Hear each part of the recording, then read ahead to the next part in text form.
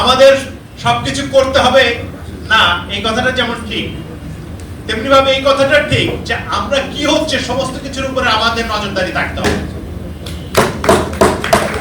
আমরা এই ক্লাবের নেতৃত্ব দিয়েছি, তাহলে আমরা নজরদারি করবো না, কে নজরদারি করবে? আমরা নিজেরাই পুলিশ হয়ে যাব না, নিজেরাই ট্রাফিক পুলিশ হয়ে যাব না, নিজেরা মানে হয়ে যাব না, মানে আবার পুরনো মাস্তান ছাত্রলীগের জায়গায় সমন্বয়ক হয়ে যাব না। এই যে এরা যে একটা বিশ্ববিদ্যালয়গুলোর ভিসি হয়ে বসে আছে, কোন একটা সরকার পড়ে গেলে বিশ্ববিদ্যালয়ের ভিসি সুদ্ধা পালায় যায়, এমনকি মসজিদের খতিব সুদ্ধা পালায় যায়, এটা দুনিয়ার কোথাও ইতিহাস বই 69-এর গণ অভ্যুত্থানের কথা লেখা আছে। 69-এর গণ অভ্যুত্থানের মধ্যে বঙ্গবন্ধু শেখ মুজিবুর লেখা আছে হচ্ছে দুইবার, আর 69-এর গণ অভ্যুত্থানের মহানায়ক মৌলানা ভাসানী, তার কোনো নাম নাই। আমি বলি যে মুক্তিযোদ্ধাদের সবচেয়ে বড় অপমান করছে হচ্ছে শেখ হাসিনা। আমরা আগের মতো আর মানুষ নাই, আমরা এই আন্দোলনের ভেতর দিয়ে, সংগ্রামের ভেতর দিয়ে, লড়াইয়ের ভেতর দিয়ে একটা নতুন মানুষের পাচ্ছি। আমরা আগের মতো আর চারপাশে যা হচ্ছে সেটা দেখে চুপ থেকে যাওয়ার যে আমাদের প্রবণতা ছিল, সেই জায়গায় আর। ফলে আমি মনে করছি যে এই সময়টা আসলে একটা নতুন সময়, একটা নতুন মানুষের সময় আমাদের সামনে আছে। এই ঘটনাটা মানে এর আগেও বাংলাদেশে ঘটেছে। 1971 সালের পর যখন মুক্তিযোদ্ধারা আসলে যুদ্ধ করে ফিরলেন বা যুদ্ধ শেষ হলো 16 ডিসেম্বরে যুদ্ধ শেষ হওয়ার পরে তাদের ভেতরে কিন্তু তারা কিন্তু আমার বাবার মুখ থেকে শোনা, কারণ তিনি যুদ্ধে গিয়েছিলেন, ফলে যুদ্ধ থেকে ফেরার পরে আরো 3-4 বছর তারা আসলে এরকম প্রস্তুতি নিয়ে গিয়েছিলেন যে 4-5 বছর যুদ্ধ হতে পারে। ফলে মানে তাদের জন্য প্রস্তুতি ছিল যে এর পরে তারা আসলে মানে আরো যেহেতু যুদ্ধ হতে পারে সেটার প্রস্তুতি নিয়ে গেছেন, কিন্তু 9 মাসে যুদ্ধ শেষ হয়ে গেছে। তো তারা তো আরো কাজ করতে পারেন, দেশের জন্য কাজ করার জন্য তো তারা প্রস্তুত, কিন্তু মুক্তিযুদ্ধ পরবর্তী সরকার তাদেরকে কাজে লাগায়, এটা স্রেফ কাজে লাগায় এবং তাদের ভেতরে আসলে বিভাজন করছে। বিভাজন করে একটা অংশকে তারা বিভিন্ন জায়গায় বসিয়েছে এবং এরা ছিল মূলত আসলে মুজিব বাহিনী। এই যে এই তারুণ্যের শক্তি, এটা 71 সালেও তারুণ্যের শক্তি ছিল, 24-এ এসে যেমন তারুণ্যের শক্তি, ওই 71 সালে সেরকম তারুণ্যের শক্তি ছিল। এই তারুণ্যের শক্তিটাকে কাজে লাগানো হয় নাই। পুরনো আমলাতন্ত্র, পুরনো সেনাবাহিনী, পুরনো সমস্ত মানে পচা গলা গার্বেজ যেগুলো, সেগুলোকেই এই নতুন বাংলাদেশে প্রতিস্থাপন করা হয়েছে। অর্থাৎ বাংলাদেশ রাষ্ট্রের একটা যে গুণগত পরিবর্তনের সম্ভাবনা ছিল, সেই গুণগত পরিবর্তনের সম্ভাবনাটাকে আসলে কাজে লাগানো হয়। ফলে এখন ছাত্ররা যখন বলছেন যে আমরা ওই জায়গায় এটা করব, এটাকে আমি প্রথমত মনে করি এটা হচ্ছে সবচেয়ে পজিটিভ দিক। আমাদের সবকিছু করতে হবে না, এই কথাটা যেমন ঠিক, তেমনি ভাবে এই কথাটা ঠিক যে আমরা কি হচ্ছে সমস্ত কিছুর উপরে আমাদের নজরদারি থাকতে হবে। আমরা এই ক্লাবের নেতৃত্ব দিয়েছি, তাহলে আমরা নজরদারি করবো না, কে নজরদারি করবে? আমাদের রক্তে ঘামে, আমাদের শরীরের বিনিময়ে যে অর্জন আমরা করেছি, সেটা আর কারো ঘরে বা গোলায় তুলে দিয়ে আসার জন্য তো না, আমাদের দেশের একটা অর্থবহ পরিবর্তন করার জন্য এটা আমরা করছি। তাই এইটা পরিবর্তনটাকে রক্ষা করার দায়িত্ব হচ্ছে আমাদের সকলের, এবং প্রত্যেকটা জায়গায় কি হচ্ছে তার মনিটরিং আমাদের থাকতে হবে। বাজার মনিটরিং এর জন্য যে যারা সরকারি দায়িত্বে আছে তাদের মনিটর করার দায়িত্ব হচ্ছে আমাদের। রাস্তাঘাটে পুলিশ ঘুষ খাচ্ছে কিনা এইটা দেখবে কে? এটা হচ্ছে আমাদের কালচারটা যে এই রকম জায়গায় গেছে, এই কালচারটা পরিবর্তন করার জন্য আমাদের এই ভূমিকাটা রাখতে হবে। আমরা নিজেরাই পুলিশ হয়ে যাব না, নিজেরাই ট্রাফিক পুলিশ হয়ে যাব না, নিজেরা মানে হয়ে যাব না, মানে আবার পুরনো মাস্তান ছাত্রলীগের জায়গায় সমন্বয়ক হয়ে যাব না, হয়ে যাব না। এবং সেটা না হয়ে আমরা একটা নতুন বাংলাদেশ গড়ার পথে আসলে কিভাবে কাকে কোথায় কিভাবে কাজে লাগানো যায় সেইটার জন্য চেষ্টা করব। এটা শুধু আমরাই একা একাই পরিবর্তন করে ফেলবো তা না। আমাদের সমাজে আমি বলতে পারি যে আমার যখন সবচেয়ে বেশি দেওয়ার সময়, যখন বিশ্ববিদ্যালয়ে পাশ করেছি, পাশ করে কর্মক্ষেত্রে ঢুকেছি, তখন থেকে বাংলাদেশে একটা ফ্যাসিবাদ কায়েম হয়ে আছে। ফলে আমি সবচেয়ে বেশি দিতে পারতাম যে সময়ে, সে সময় আমাকে কিচ্ছু দিতে দেওয়া হয়। আমার যে পটেনশিয়াল, এই পটেনশিয়াল কখনো এই দেশের কাজেই লাগে না।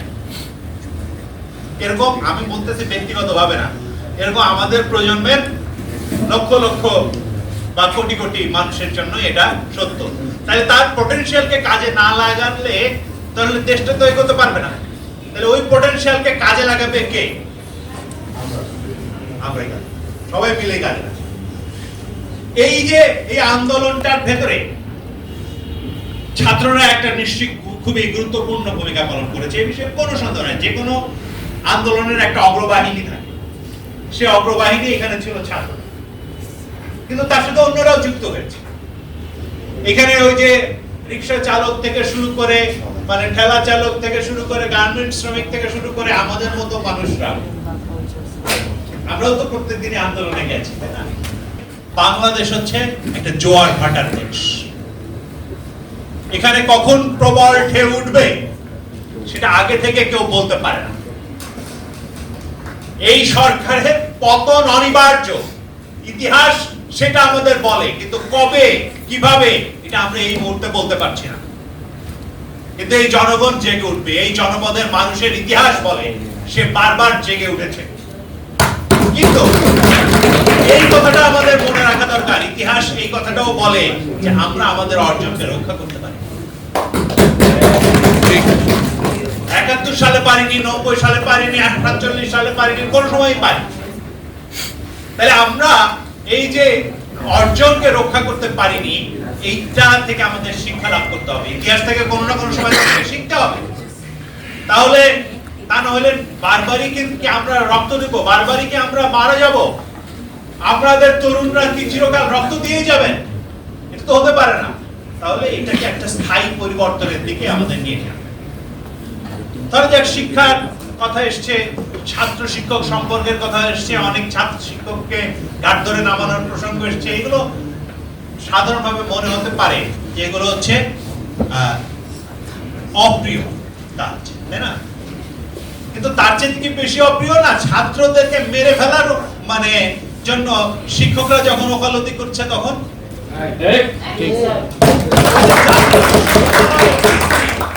একজন পরিচিত, তার নাম মশিউর রহমান না কি নাম, সে শেখ হাসিনার সাথে সাক্ষাতে বলছে যে ওদেরকে যেভাবে হোক মেরে ফেলেন, গুলি করেন, গুলি করে মেরে ফেলেন।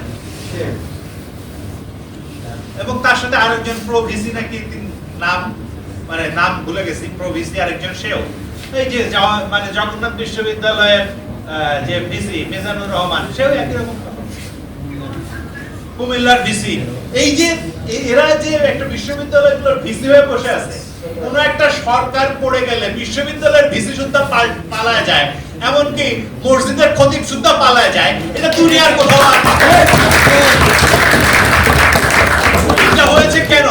কারণ এই যে এই ক্ষমতাটা শুধুমাত্র ক্ষমতা ছিল না, এটা ছিল একটা ফ্যাসিবাদ। ফ্যাসিবাদের বৈশিষ্ট্য হচ্ছে সে সমস্ত জায়গায় নিয়ন্ত্রণ প্রতিষ্ঠা করে, এমন ভাবে তার আদর্শিক এবং অন্যান্য জায়গায় নিয়ন্ত্রণ প্রতিষ্ঠা করে, আমাদের মাথা মগজের ভেতরেও নিয়ন্ত্রণ প্রতিষ্ঠা করে।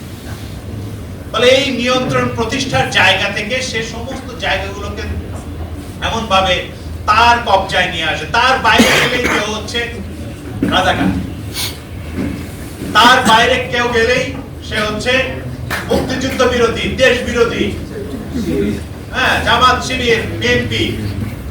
এই যে ট্যাগ গুলো যে দিত, এই দিতে দিতে দিতে দিতে মানুষের মন বিষাক্ত করে গেছে। ফলে ছাত্রদের সে যখন বলছে যে রাজাকারের নাতিপুতি, তার পরিণাম কি হয়েছে এটা বলে, এই যে একটা পরিস্থিতির ভেতরে সে পুরো দেশকে নিয়ে গেছে, যেটাকে এতদিন ধরে সে তার শক্তিশালী অস্ত্র হিসেবে ব্যবহার করছে, সেই অস্ত্রই তার পেছনে লাগছে। যে অস্ত্র দিয়ে এতদিন সবাইকে সে কাটছে, সেই অস্ত্র গিলোটিন যে আবিষ্কার করছিল, গিলোটিনে তারও গলা কাটা গেছে। ইতিহাস বারবার এরকমই ভাবেই ফিরে আসে। ফলে এই জায়গা থেকে যদি আমরা দেখি, তাহলে এই সমস্ত জায়গা তো আমরা দেখছি, আমাদের সামনে কাজটা কি? এক একটা সেক্টর ধরে ধরে আলাপ করতে হবে, প্রত্যেকটা সেক্টর ধরে ধরে আলাপ করতে হবে। কেমন নারায়ণগঞ্জ চাই, এটা কেমন বাংলাদেশ চাই, তার বাইরে না। ধরেন শিক্ষা ব্যবস্থায় আমরা কি পরিবর্তন চাই? আসেন, প্রথম কথা হচ্ছে যে শিক্ষায় কেন বরাদ্দ 2021 সালে যেটা ছিল 2.1, সেটা 2024 এসে 1.7 হলো কেন? 6 নয়, মানে ওই 7 ধরে দিলাম। হ্যাঁ, এই যে 1.69 পৌঁছায় গেল কেন? তার মানে শিক্ষাকে কি গুরুত্ব দিচ্ছেন আপনি? মানে কিছুই গুরুত্ব দেয়নি। অথচ পুলিশ আসছে প্রত্যেক বছর, কি যেন অর্জন, বিশাল বিশাল অর্জন। যে কি অর্জন? বই দিয়েছি 1 তারিখে। এটা হচ্ছে শিক্ষায় বিশাল অর্জন।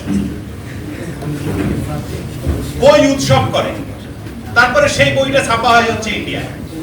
শিক্ষার্থীদের গিনিপিগ বানায় একটা জিনিসই তারা করছে, যেটা ধারাবাহিক ভাবে করছে, সেটা হচ্ছে যে ইতিহাসের এমন একটা পাঠ যেখানে শেখ হাসিনার পিতাই হচ্ছেন বাংলাদেশের একমাত্র জনগণের রাজনৈতিক প্রতিনিধি, আর কেউ নাই। খুশি আপা এসে বলে যে এই জনপদে মানুষের পক্ষে কাজ করেছে এরকম কোন নেতা আর ছিল না, একমাত্র শেখ মুজিবুর রহমান। আমি বললাম যে এটা ইতিহাসের বই নাকি রূপকথার বই? যদি রূপকথার বই হয় তাহলে ঠিক আছে, কারণ ইতিহাসে কোনো পরম্পরা ছাড়া কোনো কিছু আবির্ভূত হয় না। তার আগে কেউ জনগণের পক্ষে থাকে নাই, একজন হঠাৎ করে জনগণের পক্ষে আসতে পারে না। আওয়ামী লীগ দলটা প্রতিষ্ঠা করছিল কে? আর শেখ মুজিব তার আগে কোন দলে ছিল? মুসলিম লীগ। হ্যাঁ, সেই মুসলিম লীগের ভেতরে যারা ছিল তাদের একটা অংশের সঙ্গে শেখ মুজিব ঘনিষ্ঠ হয়েছিল। হ্যাঁ, সোহরাওয়ার্দী, আবুল হাশিম এদের সঙ্গে ঘনিষ্ঠ হয়েছিল। তাদের ভেতর দিয়ে সে একটা জনগণের পক্ষে আসার জন্য আবুল হাশিমের একটা ভূমিকা ছিল। তারপরে মৌলানা ভাসানীর সঙ্গে যুক্ত হওয়ার পরে সে এখানে মানে মুসলিম লীগ থেকে আওয়ামী মুসলিম লীগ করলো। এগুলো সব ইতিহাস বাদ দিয়ে শেখ মুজিব একা একাই হয়ে গেল স্বয়ংভূ। হবে না। ইতিহাস বই 69-এর গণ অভ্যুত্থানের কথা লেখা আছে। 69-এর গণ অভ্যুত্থানের মধ্যে বঙ্গবন্ধু শেখ মুজিবুর লেখা আছে হচ্ছে 2 বার। আর 69-এর গণ অভ্যুত্থানের মহানায়ক মৌলানা ভাসানী, তার কোনো নাম নাই। এটা ক্লাস 6 অথবা 7 এর বইয়ে আমার কথা বিশ্বাস না হইলে আপনারা গিয়ে দেখেন। হ্যাঁ, ক্লাস 5 এর বইয়ে লেখা আছে যে মানে ব্রিটিশ শাসনের 3টি সুফল এবং 3টি ভালো দিক, 3টি খারাপ দিক।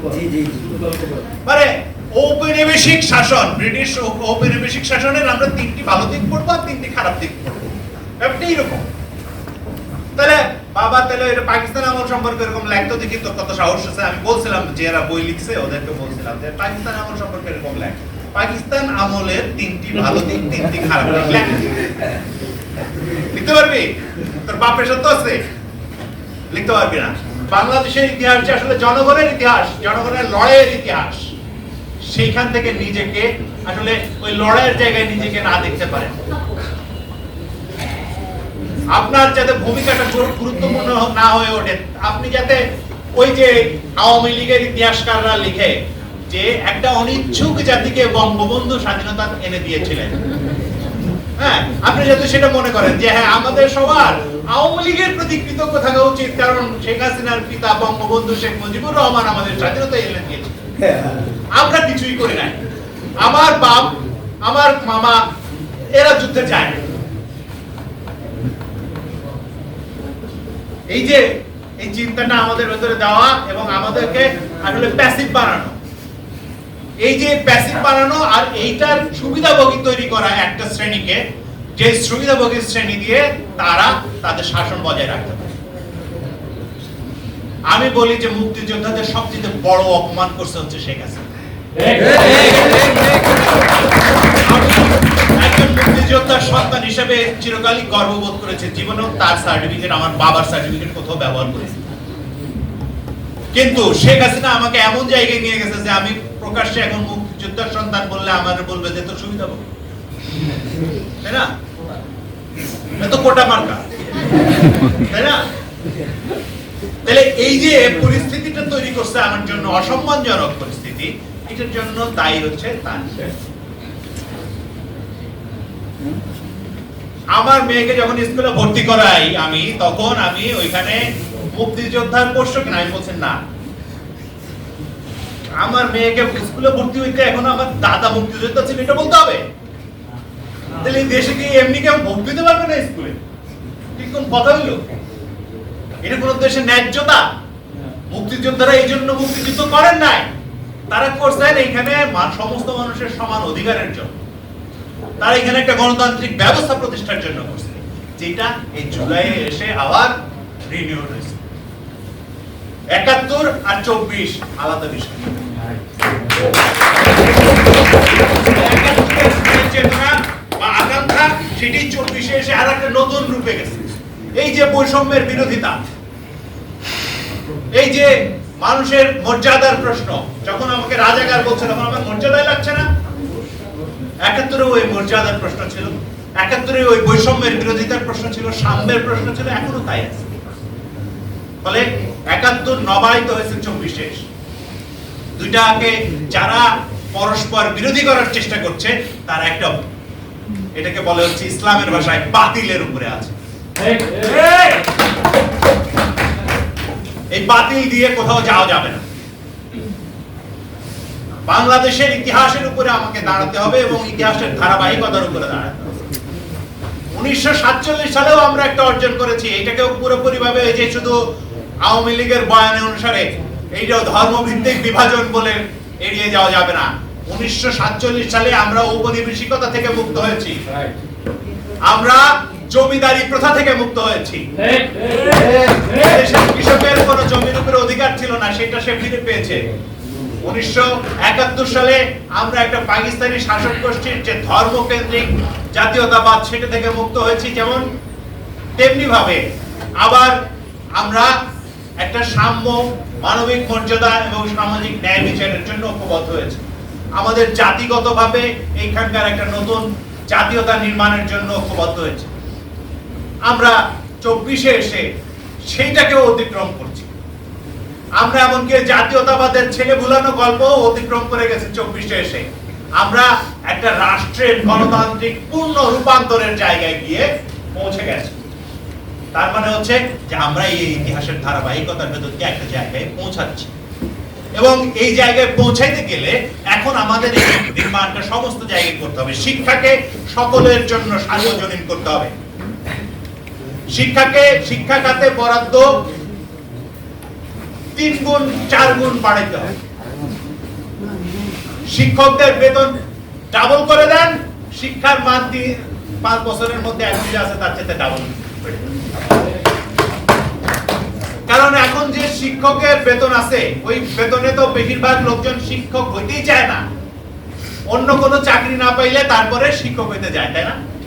নাকি প্রথম পছন্দ কি বিসিএস, বিসিএস এর ভেতরকার আবার প্রথম পছন্দ কি প্রশাসন এবং পুলিশ। ওইখানে সব ক্ষমতা, ওইখানে সব মধু। আর আপনি শিক্ষকদের দিয়ে যত ধরনের ওই যে কি বলে প্রাইমারি শিক্ষকদের দিয়ে বিভিন্ন ধরনের ওই যে জরিপের কাজ, অমুক কাজ, তমুক কাজ সবকিছু করায় নিচ্ছে, করে নেয় না? তারপরেও এই শিক্ষকদের মর্যাদা নেই। তাহলে এই শিক্ষকরা কি কারণে আসলে শিক্ষকতা পেশায় যোগ্য লোকরা যাচ্ছে না? ফলে শিক্ষকরা যদি যোগ্য না হয় তাহলে যে সিস্টেমই আনেন ওই সিস্টেম ফাংশন করবে না। এই যে নতুন একটা বই দিল, নতুন মানে পদ্ধতি দিল, এটার জন্য 2 বছর অন্তত শিক্ষকদের ট্রেনিং দেওয়া দরকার ছিল, দিছে? তাই নাই, হুট করে জাতির উপরে একটা চাপাই দিল নতুন ব্যবস্থা। ফলে কি হলো যে হুট করে যদি কাউকে ঘিও খাওয়ানো হয় তার বদহজম হওয়ার সম্ভাবনা খুব বেশি। ফলে তাই হয়েছে, বদহজম হয়েছে। ফলে ওই যে নাচানাচি বা ওই যে ব্যাংলা এগুলোকেই মনে করছে যে শিক্ষা পদ্ধতি, কিন্তু আসলে শিক্ষা পদ্ধতিটার বদলটা কোথায় সেটাই তো বুঝাইতে পারে না। তাহলে এই জায়গাতে যদি আমরা আসি যে শিক্ষা, এটা যদি স্বাস্থ্যের কথায় আসি, একজন ডাক্তার থাকলে কমপক্ষে 2 জন নার্স থাকার কথা। আর বাংলাদেশে কি আছে? 3 জন ডাক্তারের বিপরীতে 1 জন নার্স। এটা সারা দুনিয়ায় মোটামুটি ভাবে হচ্ছে যে একজন যদি ডাক্তার থাকে তার এতে 2 জন নার্স থাকে। আর আমাদের এখানে কি 3 জন ডাক্তারের বিপরীতে 1 জন নার্স। টেকনিশিয়ান নাই, টেকনোলজিস্ট নাই। ফলে বিভিন্ন উপজেলা হাসপাতালে যে সমস্ত ইয়েগুলো আছে আর কি, যন্ত্রপাতিগুলো আছে, এই যন্ত্রপাতিগুলো চালানোর লোক। পুলিশের হাতে এত ভারী ভারী প্রাণঘাতী অস্ত্র থাকে কেন? থাকবে কেন? থাকবে না। পুলিশ তো সাধারণ নাগরিকের সঙ্গে ডিল করবে, তাহলে পুলিশকে সেইভাবে গঠন করতে হবে। ফলে পুলিশটা একটা পুরো পরিবর্তন করতে হবে। এই পুরো পরিবর্তনের কাজগুলো আসলে আমাদের ধাপে ধাপে ধাপে ধাপে সমস্তগুলো করতে হবে। আমাদের সামনে অনেক কাজ। ফলে পাড়ার বাস্তানি থেকে শুরু করে সমস্ত কিছুর উৎস কিন্তু আসলে ওই রাষ্ট্রের ভেতরে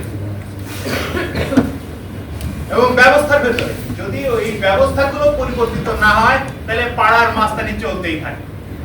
পাড়ার মাস্তানকে আমরা কয়েকজন গিয়ে হয়তো আপাতত ঠেকাইতে পারবো, কিন্তু পাড়ার মাস্তানদের তো আমরা চিরতরে ঠেকায় রাখতে পারবো না, কারণ আমাদের তো অন্য কাজ আছে। তাহলে এই রাষ্ট্রীয়ভাবে এই ব্যবস্থাগুলোর পরিবর্তন করা দরকার। এখন আসি নারায়ণগঞ্জ বিষয়। নারায়ণগঞ্জে আমার কাছে, আমি যখন নারায়ণগঞ্জে আসি, আমি কি বদলাতে চাই সেটা যদি আমাকে কেউ জিজ্ঞেস করে, আমি প্রথম বদলাতে চাই হচ্ছে নারায়ণগঞ্জের দুর্গন্ধ।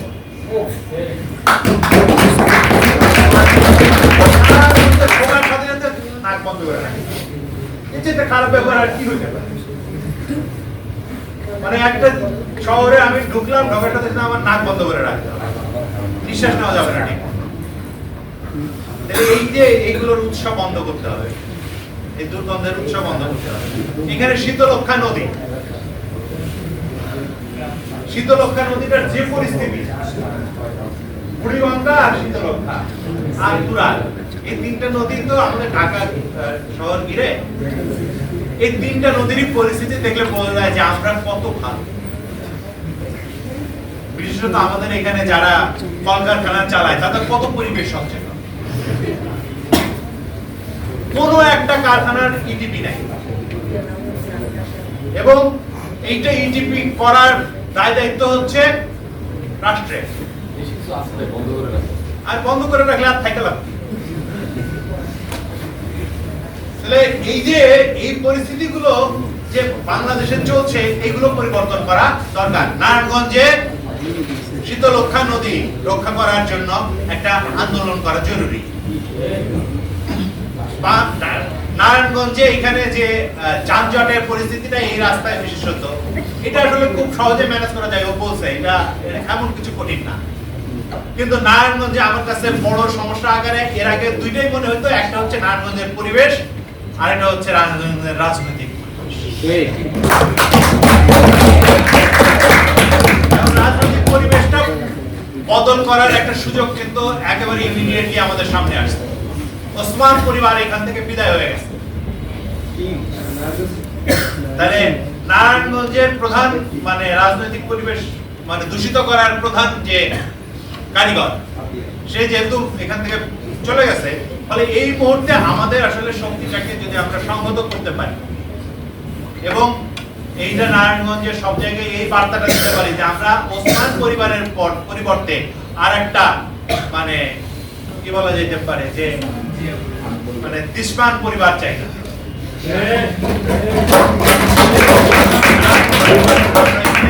উদ্ভব চাই না, এবং এটা আমরা চাই যে নারায়ণগঞ্জ সকলের মাধ্যমে পরিচালিত হবে। এই বার্তাটা যদি আপনারা বুঝতে না পারেন তাহলে আপনাদেরও একদিন ওসমানের মতোই পালাইতে হবে। ঠিক ঠিক এই জায়গাটা বুঝাই দিতে হবে। এই জায়গাটা বুঝাই দেওয়ার জন্য নারায়ণগঞ্জে যে পরিবর্তনগুলো দরকার সেই পরিবর্তনগুলো করার জন্য আমাদের এইখানকার যারা আমরা আজকে একত্রিত হয়েছি তারা আসলে কারা, তার সাথে মূলত আমরা ছাত্র, তার সাথে একটু পেশাজীবীদের কেউ আছেন, তার সাথে আরো বিভিন্ন এখানকার শ্রমিকরা এবং অন্যরা যদি যুক্ত হয় তাহলে এটা নারায়ণগঞ্জের সবচেয়ে শক্তিশালী করতে পারবে। এটা সবাই গণসংহতি আন্দোলনই আপনারা করবেন আমি এরকম মনে করি, দরকারও নাই। উনি ওই ভাই বলতেছিলেন যে আমাদের সব কাজের সাথে ভালো কাজের সাথে থাকতে, সাধারণভাবে আমরা খারাপ কাজ করি না, তবে সব কাজের সাথে থাকতে পারি। আমরা যদি খারাপ কাজ করি সেটা ধরে দেওয়ার দায়িত্ব হচ্ছে আপনাদের। যদি কোনো খারাপ কাজ আমরা করতে যাই তাহলে আমাদের ধরাই দিবেন যে আপনি এটা খারাপ কাজ করতেছেন, কারণ আমি খারাপ হয়ে যাইতে পারি, আমার সম্ভাবনা আছে, তো সব সবারই থাকে। তাহলে আপনি যদি আমার বন্ধু হন তাহলে আমাকে ধরাই দিবেন যে মিয়া আপনি তো এটা খারাপ কাজ করতেছেন, এটা করেন না। তাহলে আমরা সবাই মিলে একটা ভালো জায়গায় যদি পৌঁছাতে পারি এবং একটা সম্মিলিত শক্তি গড়ে তুলতে পারি তাহলে নারায়ণগঞ্জ বদলায় ফেলা সম্ভব। এবং নারায়ণগঞ্জ তখন অন্য জায়গার জন্য উদাহরণ হতে পারে, ফলে সমস্ত দেশই পরিবর্তন করে ফেলা সম্ভব। আপনারা সেটা সবাই মিলে করবেন এবং আমরা যতটুকু পারি এটার সাথে থাকার চেষ্টা করব। এটা বলেই আপনাদের সবাইকে শুভেচ্ছা জানিয়ে আমি আমার কথা শেষ করছি।